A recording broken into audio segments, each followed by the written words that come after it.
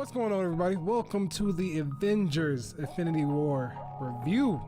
Ambitious Ace. Dame Diddy. Yo, man. It's finally here. Yeah, spoilers. Everywhere. Spoilers. We ain't doing no spoiler-free review. Skip all that. It's hard to talk about this movie without spoiling shit. Yeah. So if you don't want to know any spoilers, please stop right now. Go watch the movie. Normally we don't do that in front of the video. Right, we but for this one, you need to. Yeah. So if you haven't seen the movie, and thankfully hopefully you haven't been spoiled yet, don't keep watching, please. With that said, Black Panther dead, fucking Spider-Man's dead, Heimdall, Loki. I mean, goddamn, bro. Everybody dead. Everybody dead. Bruh. They gone. Man, they gone for real. They gone. Man, yo, I don't remember being in a theater that was just so pissed and angry. Like, literally, I wish they had a recording of us in the theaters like they be doing those horror films, because everybody was just like, yo, no, how can you do it? Like, they was going crazy. Yeah, at the end when it ended and it said Thanos will return, everybody's like, what? That's it? I kind of was, unfortunately, I was prepared because dude at work told me, he's like, normally I would go see this again, but he's like, but I'll see it again before the next one comes out, because the way it ends, it just leaves you wanting more. I want to see it again, but I need some time to heal. Maybe I'll go see it in a week or two. Maybe I'll go see it again. But man, I got a question. Do you think we're gonna see how he got the Power Stone?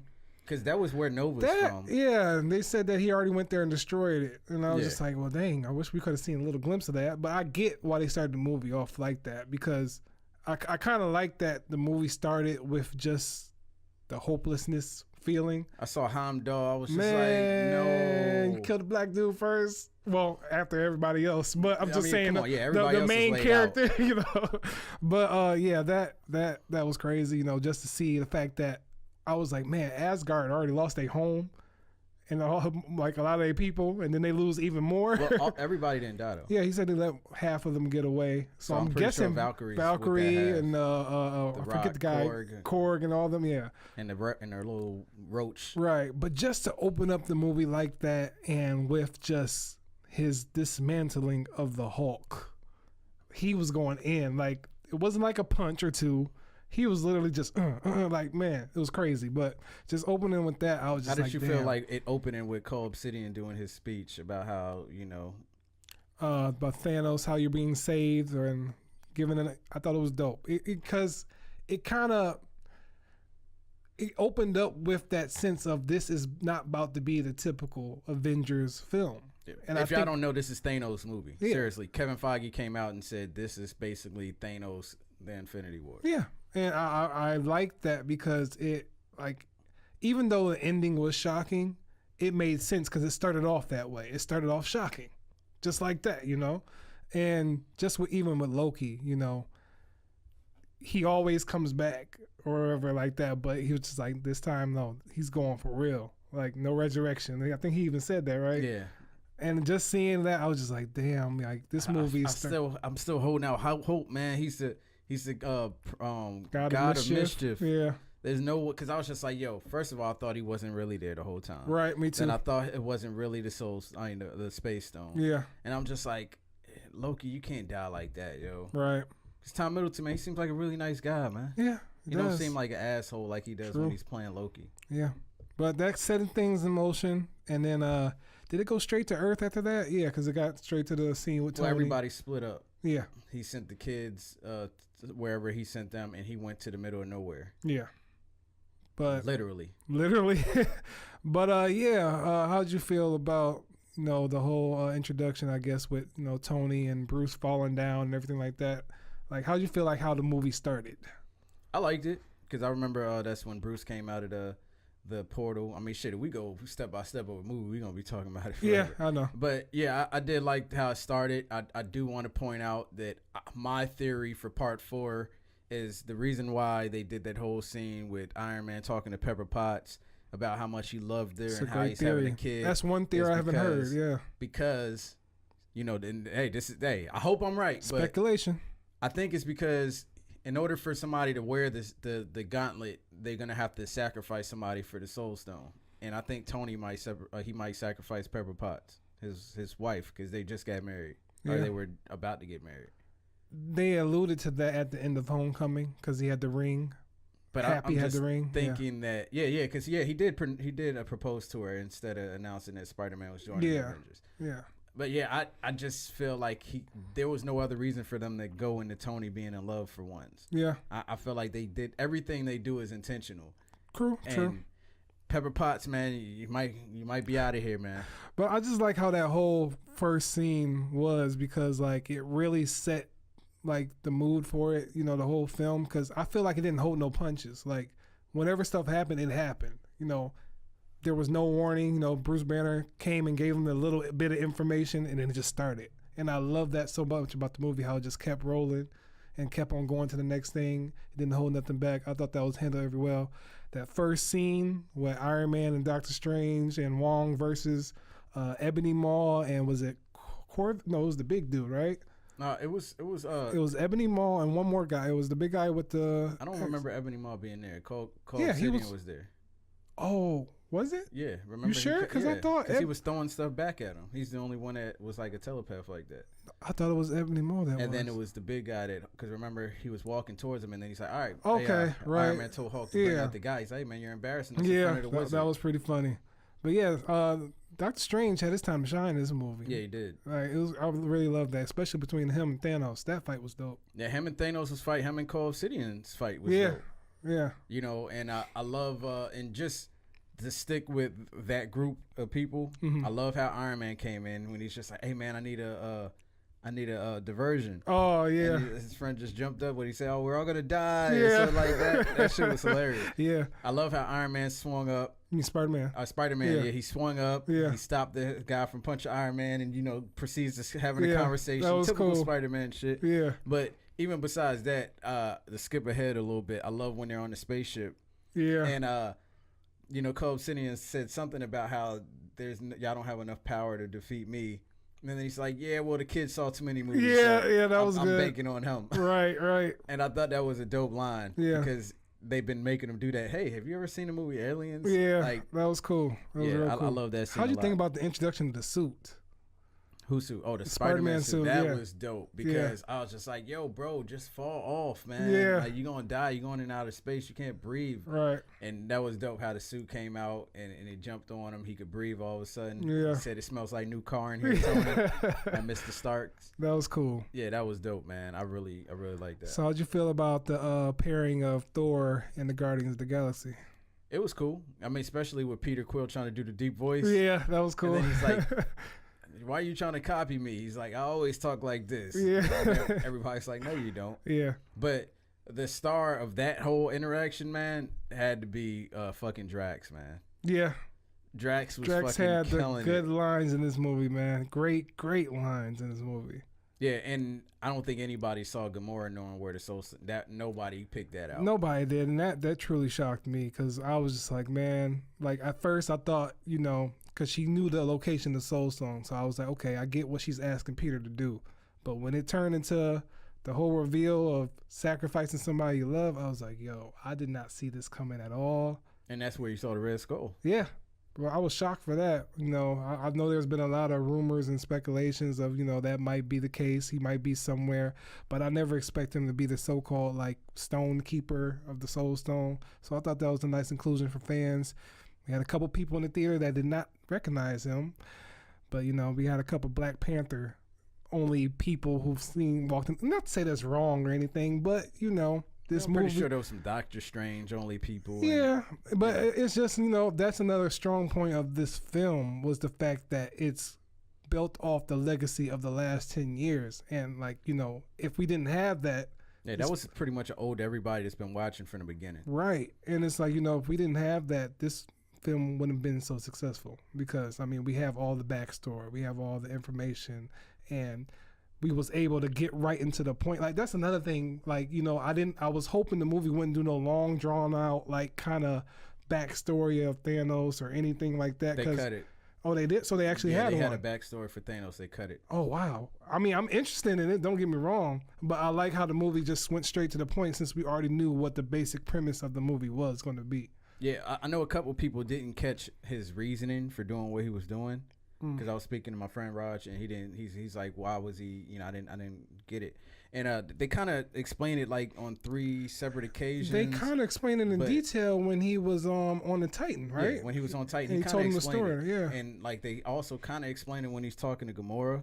Yep. And then he also explained it another time when he was talking to Tony about like balance and everything needing to be balanced. And before I forget, shouts out to Josh Brolin, man, because he killed that role. Yeah. And especially the CGI was handled well. Because y'all don't know, Josh Brolin plays Thanos. Yeah, and he like you can all the mannerisms and everything. He brought life to Thanos, and it's just like, you know, I know we was raving about Killmonger, but man, Thanos is a great villain.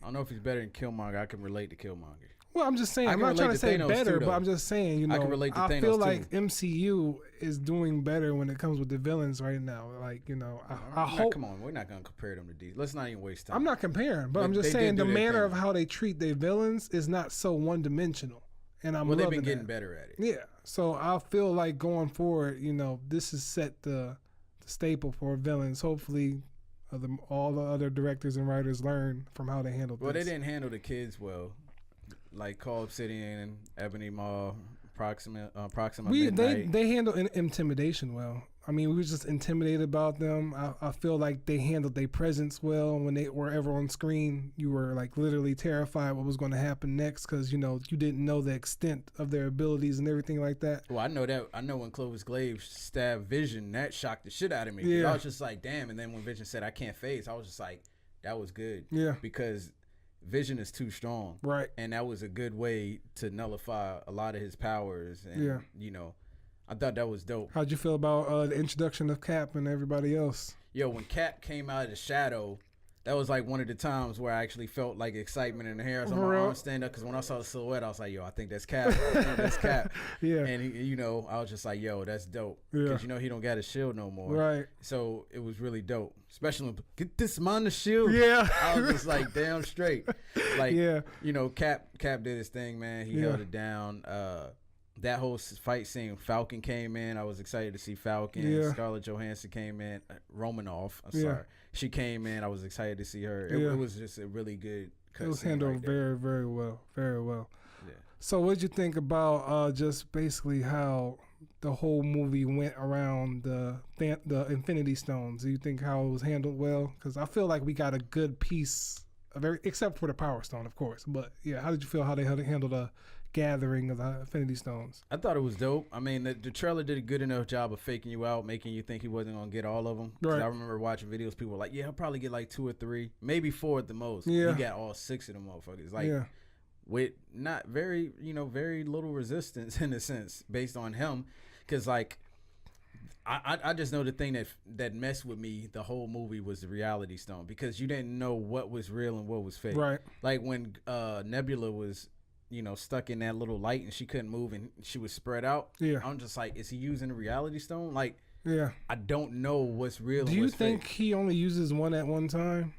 For the most part, it seemed like he was only using one at a time. Because, you know, not a bone to pick, but... No, he was using the Power Stone to amplify all of them, though. Because that one fight between Doctor Strange, Iron Man, Spider-Man, everything like that, I kind of thought in the back of my head, like, why don't you just do the things you did to Drax and Mantis? And you just, remember he like just aimed at Drax and he turned into blocks, aimed at Mantis and they kind of turned in like thread or whatever that was. Oh, that was the Reality Stone. So I'm just saying, why didn't he use that for that battle? Or was he just, I mean, not to say it was like, oh, logic or nothing like that. I know they just want a big fight scene. But I was kind of just thinking, like, why didn't he just do that? Or is he just using one stone on purpose at a time? I don't know. I don't know. I mean, that was just on him, I guess. Yeah. Because, I mean, he was using stuff. Mm-hmm. Yeah, like, especially at that last scene, he pretty much used all of them. Like, he phased. He kind of teleported.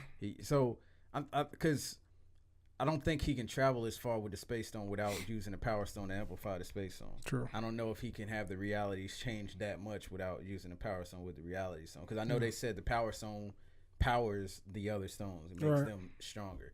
And, like, the Power Stone allows him to change time for the whole universe if he has all the other stones as well as the Space Stone and everything else. But, like, I mean, a lot of people were asking why didn't Doctor Strange use the Time Stone when he was fighting Thanos?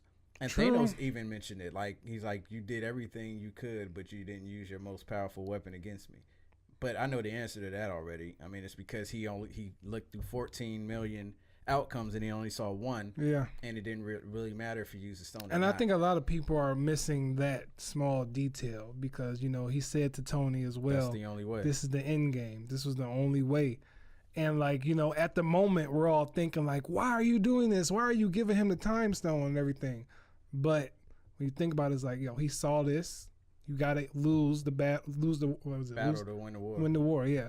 So, you know, it makes perfect sense. You know, I'm still have that shock, you know, of damn, everybody just fading away. Just how they handled that scene and just to leave, like, I feel like the greatest accomplishment of this film is the fact that Thanos literally beat you, like the audience. Like, not only he beat the Avengers, but he beat your soul. Like, he hurt you. And I feel like not a lot of films can do that, to where a story or a character can actually reach deep to you. Like, damn. I got a question, man, because I know a lot of people were pretty upset about the character, but how did you feel about Peter Dinklage's character? Because a lot of people were saying that they didn't like it, and I felt like it was an odd. Because he played what, Eitri? Yeah, he played the dwarf, the king of something. I forgot what they said, but you know, he was the one that made all the weapons and everything, made the glove, Thor's hammer, and I just kind of felt like it was a little out there. I mean, I know people were making jokes like, "Oh, you turn a dwarf and you make them big and all like that." It was just kind of that was cool though. It was cool. It was just a little weird looking. Like, I guess it just came left field. I don't know. It was just out of nowhere because I didn't even know he was in the film. I didn't know about that. I had accidentally saw somebody talking about it. So I was just like, yo, okay. But nobody knew what his role would be. So okay. But yeah, I mean, I think it's going to come back to us because he could make another glove because, you know. He's going to have to because the other ones just shattered and everything like that. So I guess, you know, he's going to pay another purpose and maybe we'll get to know a little bit more about him. But I ain't mind it. It was just kind of like surprising. Did you enjoy Thor's journey to get the Stormbreaker? I thought it was actually pretty cool because, you know, we got the nice moments between him and Rocket Raccoon, which I thought was great. Kept calling him a rabbit. Yeah. And, you know, Get the ship, rabbit. It's just like, I thought it was pretty cool. You know, we get to see Teen Groot acting like a teenager, just, you know, acting like a teenager would, I guess. But I loved at the end how, you know, he kind of snapped out of it and everything and helped him out making the holster for the weapon or whatever. I thought that was pretty cool. And then his part where he was like, "I am Groot," and Cap turned around, "I am Steve Rogers." I was just cracking up. But yeah, I thought all the interactions between the characters was just handled well because, you know, there was a lot of dark moments in the film, but there was a lot of lighthearted moments, and like it was just expertly crafted, and it's just a lasting impression on this movie. It's just like the greatest thing they have done. But other than that, you know, cinematography wise, I think they handled like all of the scenes, all the action scenes, all the scenery really well. Like, it's just something about the Russo brothers, what they do with their action scenes. I've been a fan of them ever since they was in did Winter Soldier. I just love how they craft their action scenes. It's just so intense and personal. I just love how they do it. It gets you real into it. How did you feel about Wakanda's scene? I loved it. I felt like, because I saw the trailer now, that they left out some key points. Not key points, I don't say key points, but I feel like there's a little bit more dialogue that could have happened before the battle, but that's just me nitpicking. But I know they probably didn't want to make the movie too long. I mean, come on, we just got the Black Panther movie. Yeah, I'm just talking about like dialogue between Cap and Bucky. Some dialogue. I mean, but we already know about them. Yeah, I'm just saying, just like, I mean, that's only needed for somebody that don't know. I wanted to hear like some stuff of like, you know, what they've been doing since, you know, Civil War and everything like that. And that's just me. I'm not saying that takes the movie down. I mean, but I don't understand. Like, what don't you know that he was doing? I'm sure he was him. I'm just being picky. You knew this from Black Panther. No, I'm talking about Cap and like what he, like their interactions between. I mean, they hadn't spoke since. I know. I wanted to know like what they thought about that. It's just a silly nitpick of mine. That's it. But other than that is kind of silly, bro. Like, well, I'm just saying, just that reunion with them, I was just like, oh yeah, yo, this and that, talk about that. But I love how Sherry made the new vibranium arm from him and everything. Back up. What's good? Oh, we don't know if Shuri made it, but I'm assuming she did. I already know she did. Black Panther brought it to him. But I thought it was hilarious when Mark Ruffalo got off and he asked Rhodey, "Do we bow?" And he's like, "Yeah." Yeah. And then he's like, "What are you doing?" Yeah. Yo, do you feel like Rhodey does not get any upgrades at all, man? Iron Man is. He playing because he still got the same old War Machine. I was just like, yo, I'm glad he's getting his time, but man, give him some upgrades, man. Well, I was glad. I liked the way they used Rhodey and Sam. Yeah, they did a hell of a job using both of them. Like they were really like air tactical support the whole movie. Yeah, true. You know, they didn't make them come out of their elements and fight on the ground. Right. That was dope. Yeah. So going forward, what's your predictions? I know you had the theory about Tony Stark and Pepper Potts, but how do you feel like the next film will be handled? Since they pretty much excluded all the new Avengers, most part. Yeah, all the new Avengers pretty much disappeared. Only the original Avengers are left. Yeah. So, I mean, my assumption is Captain Marvel will show up. Nick Fury's gone. Maria Hill's gone. So the only person she can possibly report to is fucking Phil Coulson. Yes. It has to be. It has to be Phil Coulson. Yeah. He has to be he's already going to be in the Captain Marvel film. She don't know anybody in the Avengers. Yeah. So the only person that can shepherd this is Phil Coulson. So I can't wait to see him because it's got to be him. Yeah. And then I'm assuming that he's going to link up with Peter Quill and because Peter's still there, right? No, Peter's gone. He vanished too. So the only fucking person left. The only person is Nebula. No, well, Rocket. Of the Guardians, Rocket, Nebula, and Mantis is gone too. So Mantis is gone too. So it's only Rocket and Nebula. Yeah. So Iron Man, and I love the fact that Iron Man saw this in Avengers 2. Oh, like everybody dead, and it was just him, and he was the only person left. And when Spider-Man died, that was sad, man. Even though I know he's gonna be in the next Spider-Man. That scene was just heart-wrenching right there, man. That was I don't want to die, Mr. Stark. That's just crazy. Just how he did the whole thing. Just the way he said it. Yeah. But she's gonna come. She's gonna show up. I feel like Tony's gonna start making preparations for wearing the Infinity Gauntlet. I'm hoping he doesn't get a chance to wear it, but more than likely he will, because you can argue that Iron Man started this shit. Right. So it'd be only right if Iron Man ended this shit. Okay. So he'll hold the Infinity Gauntlet. They're gonna have to go get another fitting from Entry. I guess Thor was kicking ass this movie too, by the way. Because I remember, I love when he said Thanos, like, I told you, you die for this. Yeah. Or you die for that. And like, I was just like, man, that was some gangster shit to say. Right, yeah. And he's like, hey, one thing, should have went for the head. Yeah. Fucking sick. But I'm assuming that, Ant-Man and Wasp, or one of them will probably disappear. Probably Wasp. Ant-Man will probably stay. Probably be able to go into the Infinity Stone since he can go into the quantum realms. He can shrink so small, and then he might be able to go talk to Gamora or whoever else is stuck in there, find out what's going on. I didn't even think about that. And maybe Gamora will help him find out a plan to get him out. Yeah. And he'll probably help with that. Bruce is gonna have to figure out how to get the Hulk back out. I'm pretty sure Romanoff is gonna help him with that. Question: what happens to the Infinity Stones? Do you think that Thanos is just going to leave them in the glove, or he's going to try to keep them hidden, or what? I don't know what. That's the only thing I can't figure out, because based on what happened, Thanos is fine with what he he's did. chilling. He's looking to the sunset, smiling. Yeah, so I don't know what he's going to try to do, but I don't know, man. I don't got all the answers. I kind of feel like, I'm not even gonna watch the trailer for this next one because I was thinking the same thing. I don't want to see nothing. I feel like Captain Marvel will probably be enough to see before, because they come out a month apart. Captain Marvel comes out in March, and then the next movie hits May. So I'm not gonna see anything because I don't even care if they do pull a bait or switch. It was just like, I want to go into the movie fresh. Shuri? What about her? You think is she alive? I mean, I'm just asking how you feel about it. She's alive. She's alive. She's not dead. I think she's alive. She's going to play a big part in bringing everybody back. I feel like she may have saved Vision's information on the computer. Say everybody comes back, but who is permanently dead?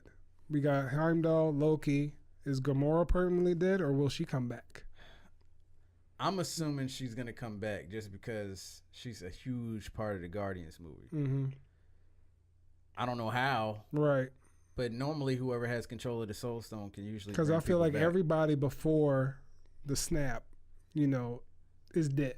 They're gone. But afterwards, they have some chances of coming back. Yeah, I mean, it's Zoe Saldana. I don't see people wanting to see it because they're doing another Guardians movie. Mm-hmm.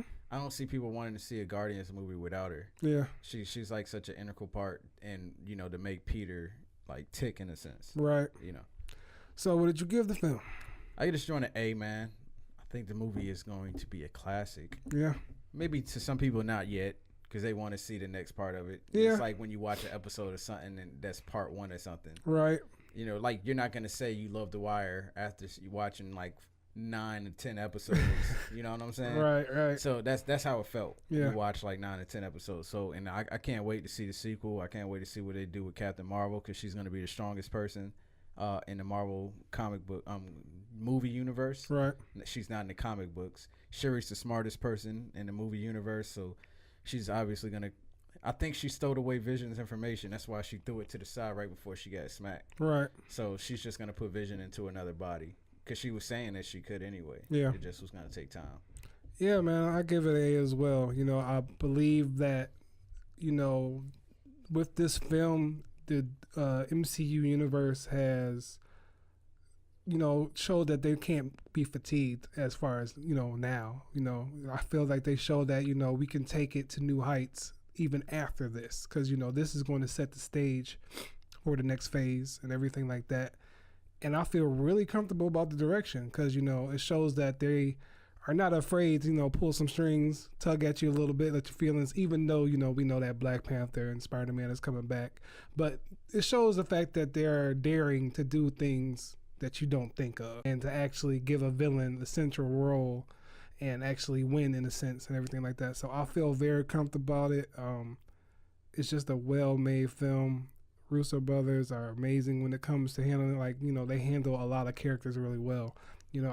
After Civil War, I was like, okay, I can see why they've been chosen to direct Infinity War because, they handle a lot of superheroes well. And I didn't know how they was going to handle this because this is a lot, but they did it very, very well. Yeah, and expect to see Hawkeye and Ant-Man back at some point. Oh, yeah, of course. Yeah. I definitely enjoyed this movie, man, and I just can't wait to see the next one, man. Yeah. All right, well, let us know what you thought about the movie. Hopefully, none of y'all got spoiled and y'all got to go see it fresh. Yeah, hold on one more.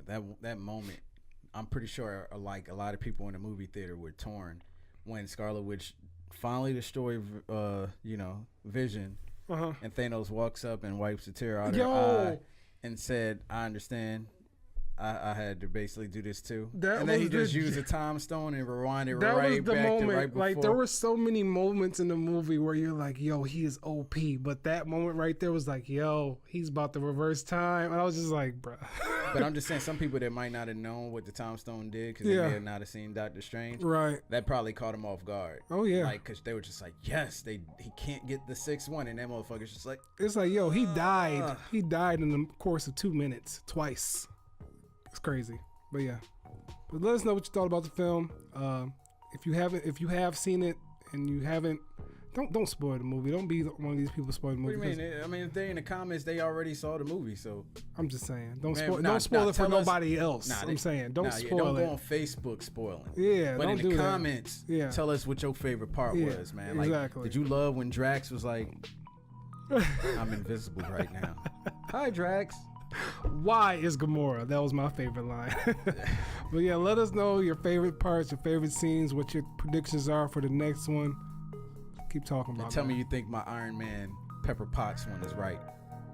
And everybody else is wrong. He's not going to sacrifice Captain America. I'm telling you, I haven't heard that theory yet. You might want because he don't love Captain America. How you going to sacrifice Captain America? He don't love him.